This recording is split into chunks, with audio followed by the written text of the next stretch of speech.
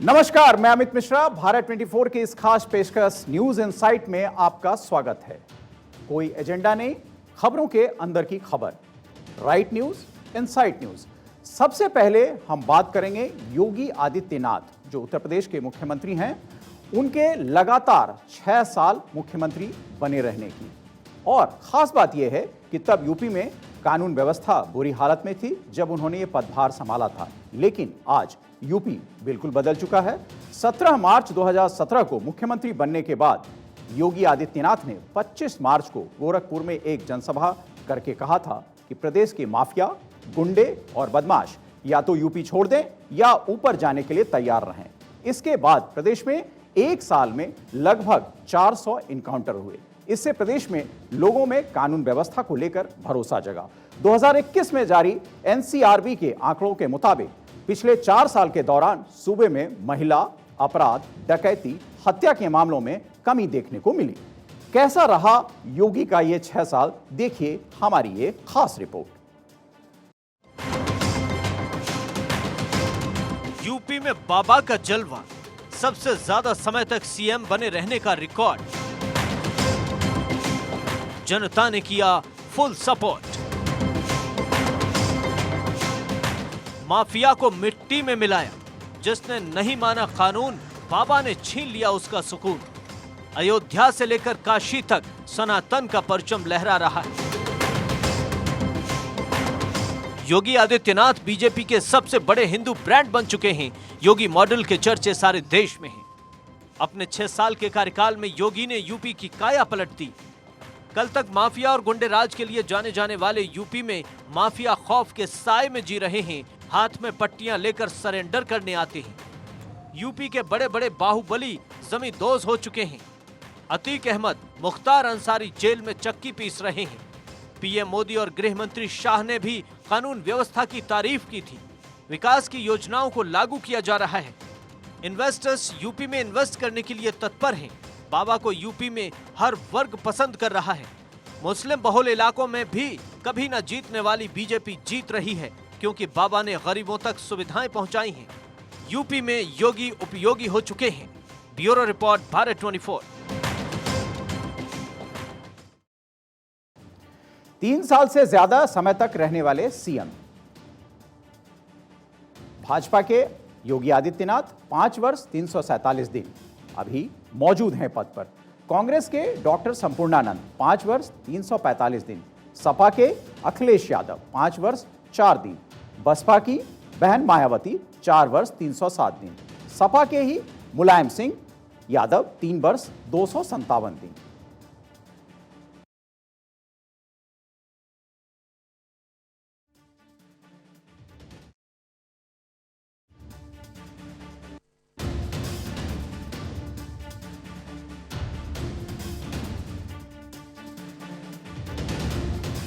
ये कैसे संभव हुआ, इसे हम ग्राफिक्स के जरिए आपको समझाते हैं। आखिर योगी का हंटर चलते ही माफियाओं को जेल या खेल हो गया उनका।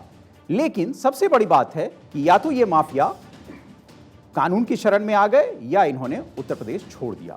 इनमें मुख्तार अंसारी, अतीक अहमद, विकास दुबे, श्री प्रकाश शुक्ला।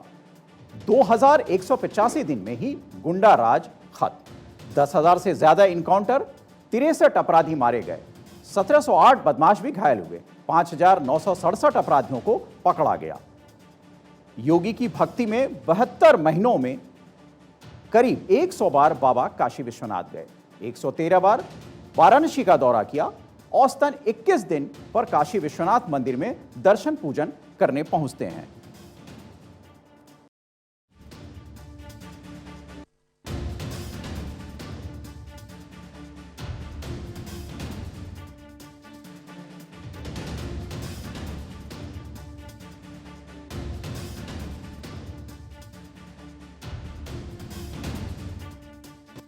ये आपने देखा हमारी रिपोर्ट योगी आदित्यनाथ पर। अब हम आते हैं उस खबर पर जिससे संसद से सड़क तक हंगामा है।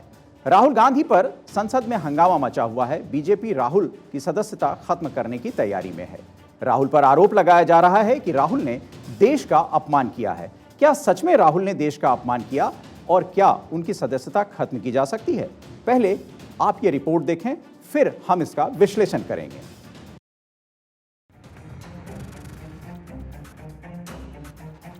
राहुल का वार, बीजेपी सदस्यता खत्म कर करेगी प्रहार।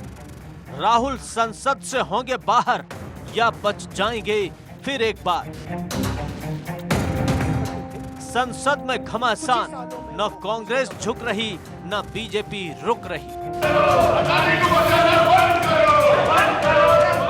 ब्रिटेन के दौरे पर गए राहुल ने कैम्ब्रिज यूनिवर्सिटी में learning to listen in the 21st century कार्यक्रम में कहा था कि भारत में सभी स्वतंत्र एजेंसियों पर कब्जा हो गया है। इसी के चलते देश में लोकतंत्र खतरे में है। इसके साथ ही राहुल ने कहा था कि भारत में विपक्ष के लोगों की आवाज दबाई जा रही है। चाहे संसद, न्यायालय, प्रेस या चुनाव आयोग हो, सभी पर किसी न किसी प्रकार से नियंत्रण किया जा चुका है। इसके अलावा राहुल ने ब्रिटिश सांसदों को संबोधित करते हुए कहा था कि संसद में काम कर रहे माइक्रोफोन को अक्सर विपक्ष के बोलने पर बंद कर दिया जाता है। खूब हंगामा किया, इतना हंगामा कि आज तक संसद हंगामे की भेंट चढ़ रही है। लेकिन अब बीजेपी सांसद निशिकांत दुबे ने कहा है कि राहुल गांधी ने यूरोप और अमेरिका में अपने बयानों से लगातार संसद और देश की गरिमा को धूमिल किया है, इसलिए उन्हें संसद से निष्कासित करने का समय आ गया है।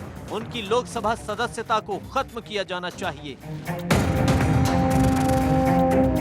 तो क्या अब राहुल गांधी की संसद सदस्यता चली जाएगी या माफी मांगकर बहस को खत्म कर दिया जाएगा? Bureau report, Bharat 24। आपने ये रिपोर्ट देखी। सबसे पहले बात करते हैं कि क्या किसी सांसद की सदस्यता खत्म की जा सकती है? सांसदों की सदस्यता भी खत्म की जा सकती है। संविधान में सदस्यता खत्म करने का कोई वैसे नियम नहीं है। सदन का प्रस्ताव करके किसी भी सदस्य की सदस्यता समाप्त हो सकती है। आपको बता दें कि 4 बार पहले भी सांसदों की सदस्यता खत्म हो चुकी है। पहला 1991 में एच.जी. मृदुल की संसद सदस्यता खत्म की गई थी। दूसरा 1976 में सुब्रमण्यम स्वामी की सदस्यता खत्म की गई थी। तीसरा 1978 में इंदिरा गांधी की सदस्यता खत्म की गई थी। चौथा 2005 में सवाल पूछने के लिए पैसे लेने पर 11 सांसदों की सदस्यता खत्म की गई थी। 1991 में एच.जी. मृदुल की संसद सदस्यता खत्म की गई। एच.जी. मृदुल पर 1991 में संसद में सवाल पूछने के लिए पैसे लेने का आरोप लगा था। उस वक्त प्रधानमंत्री जवाहरलाल नेहरू ने मामले की जांच के लिए संसद में एक कमेटी बनाने का प्रस्ताव कराया। 1976 में आपातकाल के दौरान सुब्रमण्यम स्वामी जनसंघ के नेता थे और राज्यसभा सांसद थे। उस वक्त स्वामी पर देश विरोधी प्रोपेगेंडा में शामिल होने और देश और संसद के महत्वपूर्ण संस्थानों को बदनाम करने का आरोप था। इसके बाद संसद में 10 सदस्यों की एक कमेटी बनाई गई। जांच के बाद कमेटी ने 15 नवंबर 1976 को स्वामी को दोषी बताते हुए राज्यसभा से निष्कासित कर दिया था।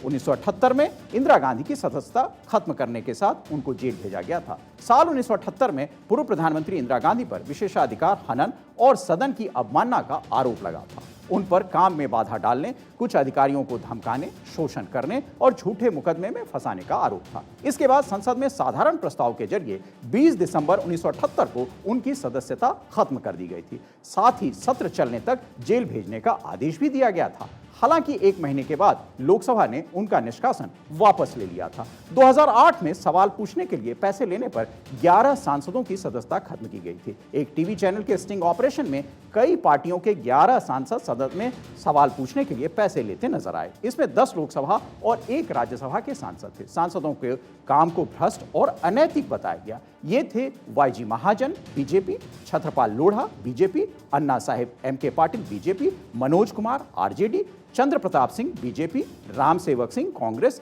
Narendra Kumar Kushwaha BSP, Pradeep Gandhi BJP, Suresh Chandel BJP, Lal Chandra Kaul BSP और राजा रामपाल बीएसपी।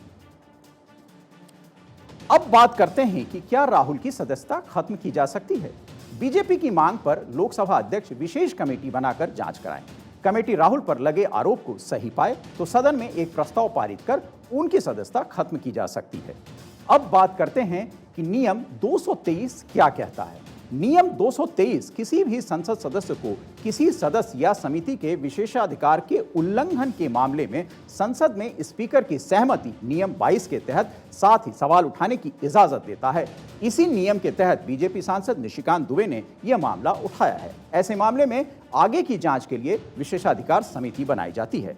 समिति कोर्ट की तरह सुनवाई करती है, दोनों पक्षों को सुनती है, रिपोर्ट तैयार करती है। अगर समिति दोषी पाती है तो लोकसभा अध्यक्ष उसे सांसद के खिलाफ कार्रवाई की अनुशंसा करते हैं। सदस्यता जाना अंतिम विकल्प होता है। इससे पहले समिति डिसअप्रूवल, चेतावनी और सलाह देकर छोड़ देती है। ज्यादातर सांसद खुद ही यह कह देते हैं कि उनकी ऐसी कोई मंशा नहीं थी। जाहिर सी बात है, राहुल गांधी भी ऐसा ही कुछ कहेंगे और उनकी सदस्यता पर जो तलवार लटकती नजर आ रही है, मुझे नहीं लगता कि वह ऐसा संभव हो पाएगा, क्योंकि भारतीय संसद ने बहुत व्यापक अधिकार अपने सांसदों को भी दिए हैं। राहुल गांधी की सदस्यता पर आपने हमारी ये रिपोर्ट देखी है। सबसे पहले आज आपको समझाते हैं कि क्या होती है मैकमोहन रेखा। क्या है मैकमोहन रेखा? 1914 में ब्रिटेन और तिब्बत के बीच शिमला समझौता हुआ था। समझौते के दौरान ब्रिटेन और चीन और तिब्बत अलग अलग पार्टी के तौर पर शामिल हुए थे। हेनरी मैकमोहन ने ब्रिटिश इंडिया और तिब्बत के बीच 890 किलोमीटर की लंबी सीमा खींची थी। इसमें तवांग को ब्रिटिश भारत का हिस्सा माना गया था। बातचीत के मुख्य वार्ताकार थे सर हेनरी मैकमोहन, इसलिए इस रेखा का नाम मैकमोहन रेखा दिया गया।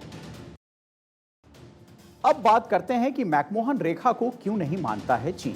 चीन का दावा है कि तिब्बत हमेशा से उसका हिस्सा है, इसलिए तिब्बत के प्रतिनिधि चीन की मर्जी के बिना कोई समझौता नहीं कर सकते। चीन ने 1950 में तिब्बत पर कब्जा जमा लिया। चीन न तो मैकमोहन रेखा को मान्यता देता है और न ही उसे स्वीकार करता है। शिमला समझौते में चीन शामिल नहीं था, इसलिए शिमला समझौता उसके लिए बाध्य नहीं है। इसलिए अरुणाचल प्रदेश पर भी दावा जताता रहता है चीन।